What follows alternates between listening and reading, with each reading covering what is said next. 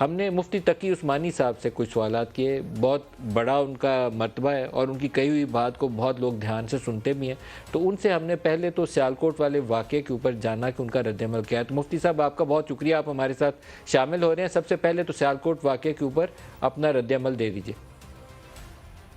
میں اپنا رد عمل سب سے پہلے تو میں نے ٹویٹ کے ذریعے کیا تھا اور پھر ایک دو چینلوں پر بھی بات کی ہے۔ واقعہ یہ ہے کہ اس واقعے نے دل کو بہت بے چین کیا، اور ایک تو اس وجہ سے کہ ایک باقی ناحق قتل ہوا، دوسرا یہ کہ بے دردی سے ہوا، اور تیسرا یہ کہ اس نے اسلام اور مسلمانوں اور ہمارے ملک کی پوری ملت کی ایک بہت ہی بھونڈی تصویر پیش کی۔ تو اس وجہ سے اس کا غم، اس کا کرب بہت زیادہ، اور ساتھ ہی یہ بھی کہ اس کے نتیجے میں ہمارے ملک کی، ملت کی، اسلام کی بدنامی کا بھی بہت صدمہ ہوا۔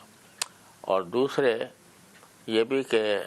اس کو بعض اوقات لوگ غلط فائدہ اٹھانے کی اس سے کوشش کریں گے، مختلف قسم کے غلط فائدے۔ ایک تو یہ کہ یہ ایک ریت نہ پڑ جائے کہ ہر ایک آدمی اپنے ہاتھ میں قانون لے کر جو چاہے فیصلے کر لے، خود ہی فیصلہ کر لے کہ توہین ہوئی ہے، خود ہی فیصلہ کر لے کہ اس کی سزا ہونی چاہیے، اور خود ہی فیصلہ کر لے کہ موت ہونی چاہیے، اور موت ہونے کے بعد خود ہی فیصلہ کر لے کہ کس طرح اس کو قتل کرنا ہے۔ یہ ریت پڑنا ملک کے اندر یہ بہت خطرناک ہے۔ اور دوسرا یہ کہ لوگ پھر جو لوگ کے مغرب کے پروپیگنڈے سے متاثر ہو کر توہین رسالت کے قانون کے بارے میں خواہ کا انہوں نے ایک شور مچایا ہوا ہے، تو